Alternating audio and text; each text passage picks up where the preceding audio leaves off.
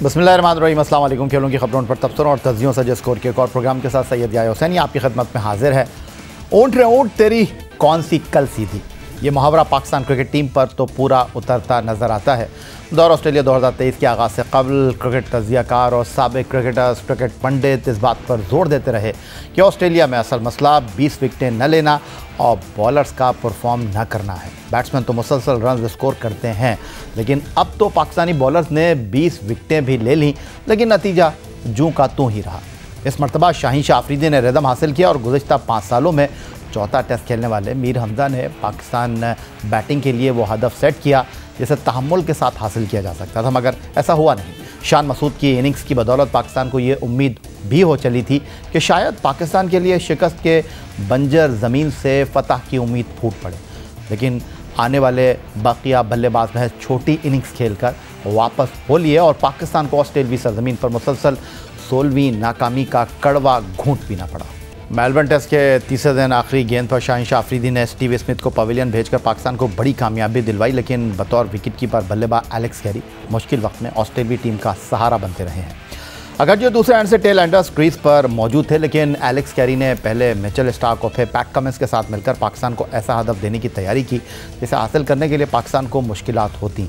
Alex Carey ने अपने career की 6वीं सेंचुरी स्कोर की, उन्हें मीर हमजा पवेलियन भेजने में कामयाब रहे।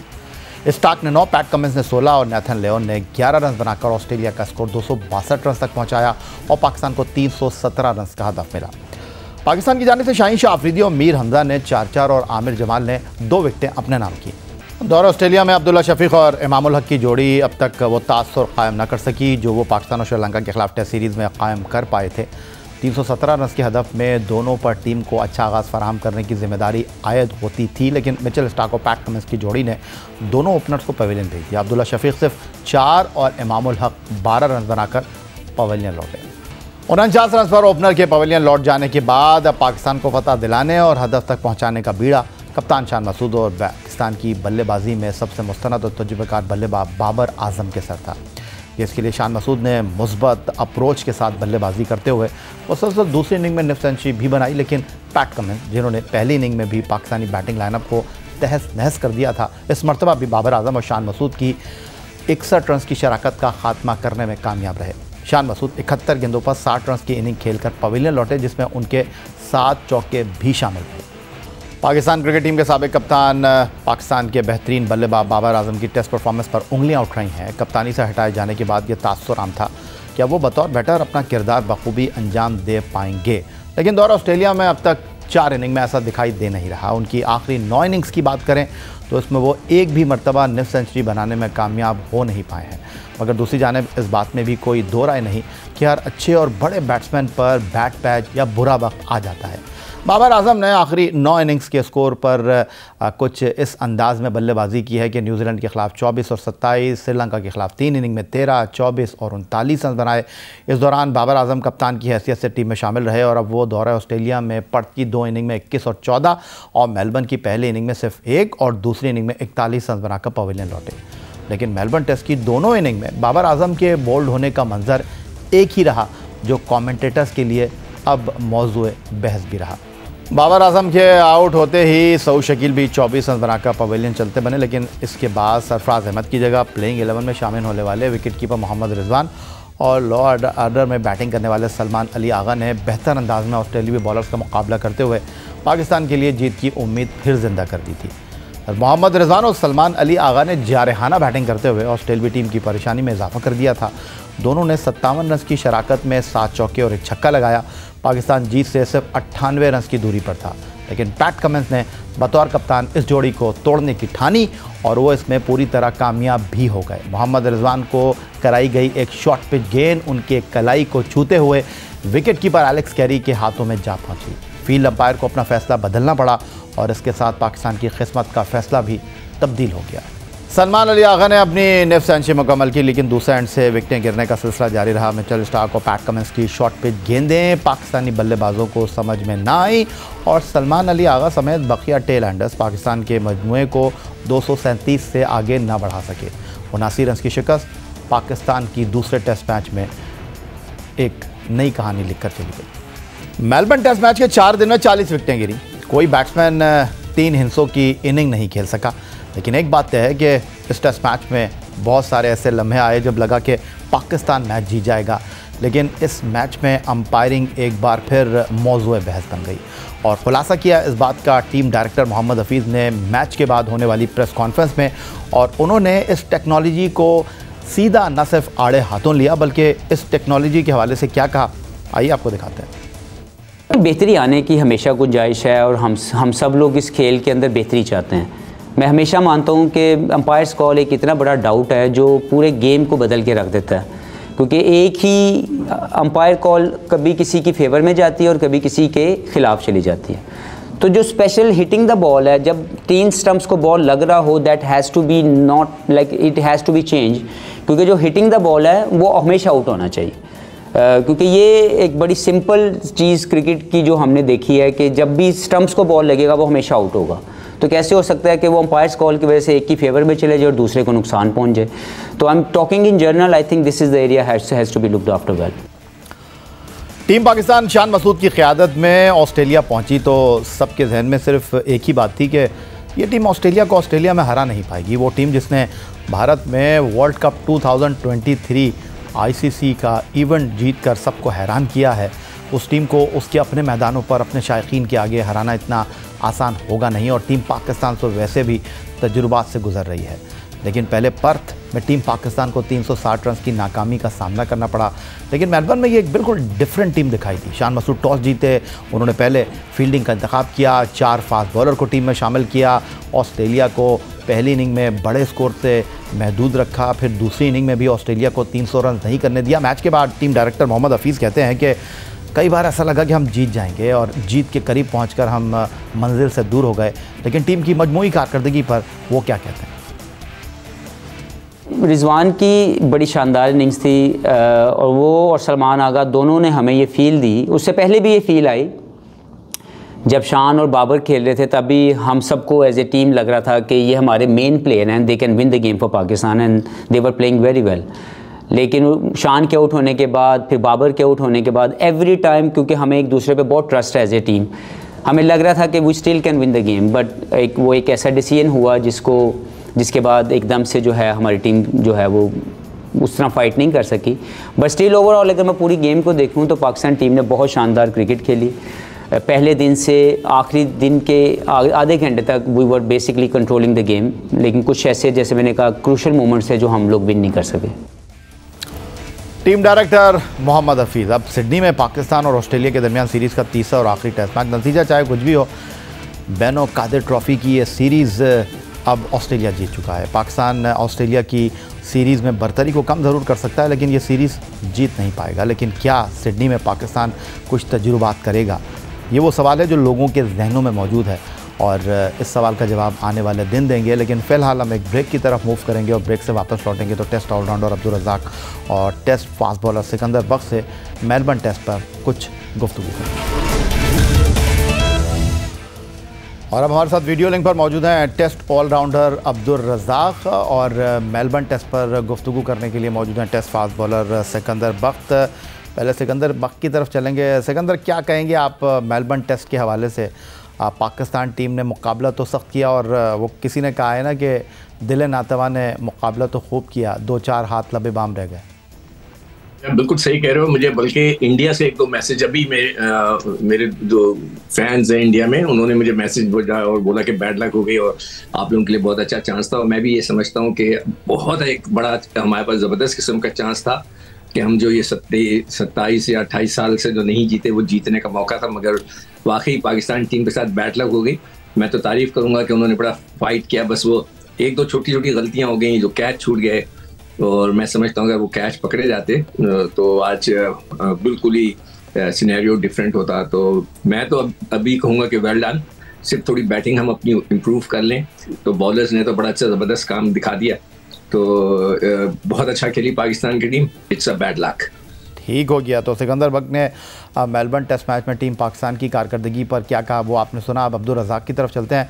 अब्दुल रज़ाक, माना कि दौरा ऑस्ट्रेलिया आसान नहीं होता, कंडीशंस भी मुश्किल होती हैं, बैट्समैन हो या बॉलर, वो कैंगरूज़ के देश की कंडीशन से हम आहंग होने में भी कुछ वक्त लेते हैं। लेकिन माजी में भी वाइट बॉलर ख़ासकर T20 क्रिकेट में शिकस्त पर ये बात होती रही है कि बैट्समैन अपनी इनिंग्स को तवील करने में नाकाम रहते हैं। 317 रन के हदफ में पाकिस्तान टीम के कप्तान शान मसूद की इनिंग को निकाल दिए, तो ऐसा लग रहा है कि अपने 30-40 से ज़्यादा बैट्समैन रन्स बनाने के लिए खेल नहीं पाए ताकि अगले टेस्ट मैच के लिए उनकी जगह पक्की हो जाए और फिर वापस पवेलियन लौट गए। ये सोच क्या है? दूसरी जानिब तो ऑस्ट्रेलवी टीम है, टॉप ऑर्डर नाकाम हो तो मिडल ऑर्डर जिम्मेदारी लेता है, मिडल ऑर्डर नाकाम हो तो लोअर जो है वो खड़ा हो जाता है। इस तब्दीली को आप क्या कहेंगे? देखिए, यही अब सीधी बात है, आप पूरा जो है सिस्टम चेंज करने की कोशिश कर रहे हैं। अब इस तरह नहीं, प्लेयरों के माइंडसेट जो मैं कहता हूं कि वो चेंज करने की जरूरत है। अगर एक बैट्समैन 50 की इंटेंट से खेल रहा है तो वो पाकिस्तान मैच हार रहा है तो उसको अगले मैच में ड्रॉप कर देना चाहिए।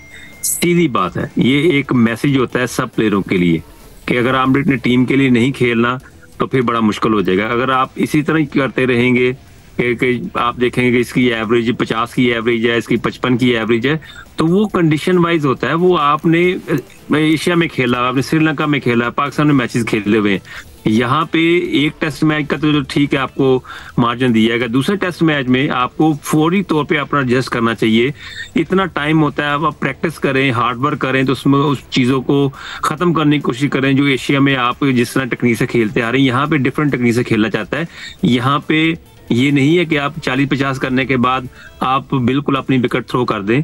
तो ऑस्ट्रेलिया में ये होता है कि वहां आपको 40-50 के बाद 100 के लिए जाना पड़ता है। तो इस चीज को देखना पड़ेगा। टोटली मैं समझता हूँ कि प्लेयरों को एक मैसेज देना चाहिए कि जिसकी वजह से पाकिस्तानी क्रिकेट टीम बेहतरी की तरफ जाए, ना केवल कि अपनी इंडिविजुअल परफॉर्मेंस की तरफ जाए। सिकंदर, अगर यही सवाल मैं आपके सामने रखूं, इत्तेफाक करेंगे आप इस बात से? वो जो हम बात करते हैं मॉडर्न डे क्रिकेट, जिस पर आप सवाल करते हैं यार ये है क्या, और वो जो पॉजिटिव इंटेंट की हम बात करते हैं, 317 रन कोई इतना बड़ा टारगेट था नहीं, लेकिन ऑस्ट्रेलिया की कंडीशन, ऑस्ट्रेलिया का पेस अटैक, वहाँ का ग्राउंड, हमारे लिए सब कुछ ही चैलेंज था। लेकिन जब तक शान मसूद बैटिंग कर रहे थे ऐसा लग रहा था कि हम स्कोर बोर्ड पर हिस्से चेंज कर रहे हैं। लेकिन वो जो शान मसूद का इंटेंट है, मैं ये नहीं कहूँगा कि बाकी बैट्समैन उस इंटेंट के साथ खेल नहीं रहे थे, लेकिन अप्रोच बहुत फ़र्क था। यार देखो, वही बात अभी जो रज़ाक ने की, आपने की कि हम 60 कर लेते हैं, कोई 40 कर रहा है, कोई 30 कर रहा है, उससे आगे नहीं बढ़ रहे। साउथ शकील भी वहीं फंसे रह गए हैं, वो उससे आगे ही नहीं बढ़ रहे। रिजवान भी वहीं फंस के रह गए हैं। और नीचे के देखें, पिछली दफ़ा जो पहली इनिंग थी उसमें 5 लड़कों ने 113 रन किए थे। नीचे आके शाहीन ने भी 20 रन किए, आमिर जमाल ने 33 रन किए थे और रिजवान के साथ मिलकर, तो एक अच्छा स्कोर हो गया था। इस दफ़ा नीचे 4 सिफर लगे हुए। और मैंने अभी एक क्लिप निकाली हुई है जिसमें 6 लड़के हमारे नीचे के, जिसके अंदर रिजवान है, सलमान है, आमिर जमाल है, शाहीन है और आखिरी में शायद हमजा आउट हुए। सब शॉर्ट बॉल पे आउट, उनको पीछे गेंद किए, उन्होंने शॉर्ट ऑफ लेंथ बॉल किए और सब जो है या तो शॉर्ट खेलते हुए आउट हुए या सामने बैट एंड पैड आउट हो गए। तो विच इज़ वेरी अलार्मिंग कि हम लोग जो है थोड़ा सा भी, एक दफ़ा भारत ने हमारे साथ किया था जब पांड्या ने शॉर्ट बॉलिंग कर दी थी, हम सब आउट होना शुरू हो गए थे। तो इसके ऊपर भी हमें काम करना पड़ेगा। और हमारी जो बैटिंग है उसमें ऑब्वियसली हम बहुत ज़्यादा डिपेंड कर रहे थे अपने बाबर के ऊपर हम डिपेंड कर रहे थे। बाबर उसमें जो है फेल हो गए, तो अब बाबर की वजह से भी बड़ा फ़र्क पड़ गया। और हमारा इमाम जो है वो तो बिल्कुल ही नहीं, हमें उनके बारे में सोचना पड़ेगा कि क्या वो इस काबिल हैं कि वो उनको टेस्ट क्रिकेट खिलाई जाए या इंटरनेशनल क्रिकेट खिलाई जाए। उन्होंने 18वीं बॉल के ऊपर, मैं बैठा वो देख रहा था मैच, 18वीं बॉल पे सिंगल लिया है।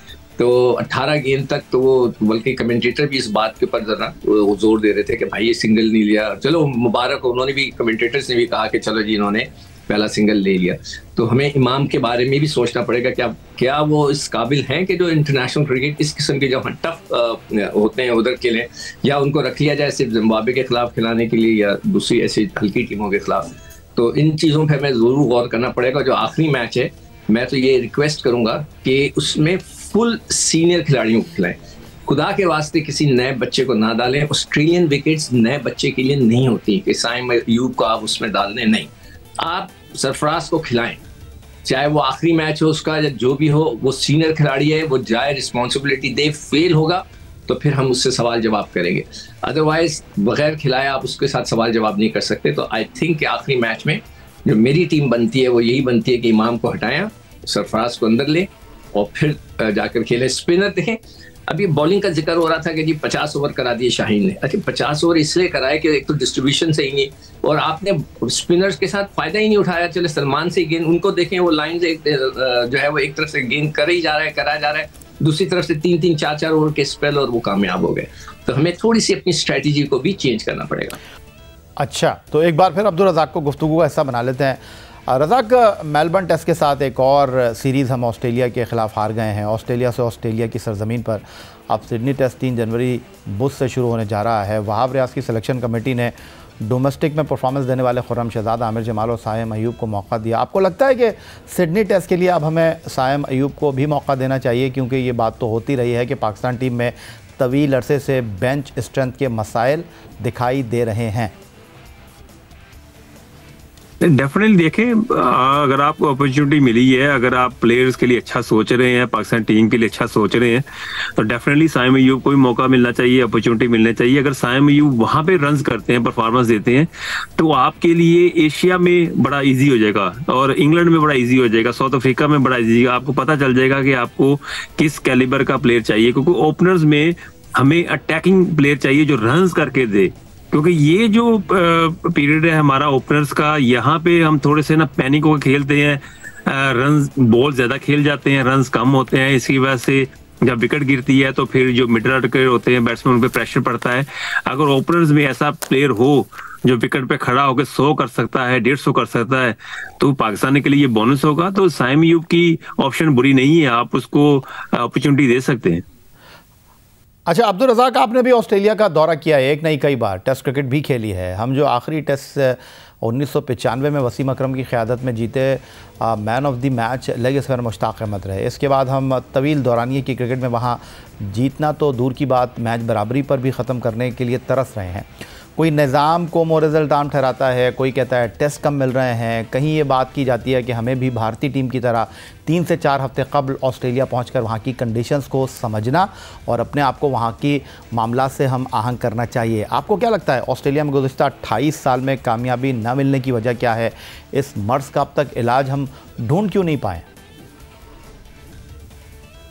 डेफिनेटली देखिए, हमारी फिटनेस के इशू है और हमारे में टैलेंट तो बहुत ज्यादा है, पोटेंशियल वाइज भी हम बहुत ज्यादा होंगे, पर फिटनेस का जो है वहां पे जो फिट होता है वही कामयाब होता है। और हमने भी वहां पे क्रिकेट खेली है, वहां पे आप हमेशा आप ऑस्ट्रेलिया को टफ टाइम इसलिए दे सकते हैं कि अगर आप उनसे ज्यादा फिट हों, और मेंटली तौर पे तो वहां पे फिटनेस चाहिए ही होती है, पर फिजिकली तौर पे भी फिटनेस चाहिए होती है, स्पेशली बैट्समैनों को, फील्डर्स को, क्योंकि वहां पे लंबी फील्डिंग भी करनी पड़ती है और फिर लंबा टेस्ट मैच भी होता है। तो यही वजह है पाकिस्तान के पास में भी और अभी भी फिटनेस में कोई इंप्रूवमेंट नजर नहीं आई, फील्डिंग में कोई इंप्रूवमेंट नजर नहीं आई। बहुत शुक्रिया आपका टेस्ट ऑलराउंडर अब्दुल रज़ाक, और बहुत शुक्रिया आपका सिकंदर वक्त हमारे साथ मौजूद थे, पाकिस्तान और ऑस्ट्रेलिया के दरमियान मेलबर्न टेस्ट के हवाले से अपनी राय का इजहार कर रहे थे। यही आज का हमारा प्रोग्राम था। ट्विटर पर आप हमें फॉलो कर सकते हैं, हमें ईमेल कर सकते हैं, अपनी राय साझा कर सकते हैं score@geo.tv पर। इस दुआ, इस उम्मीद, इस तवक्को के साथ कि पाकिस्तान में खेल और खिलाड़ी तरक्की करते रहें। सैयद याह्या हुसैनी को स्कोर की पूरी टीम के साथ अगले प्रोग्राम तक के लिए इजाज़त दीजिए। अल्लाह हाफ़िज़।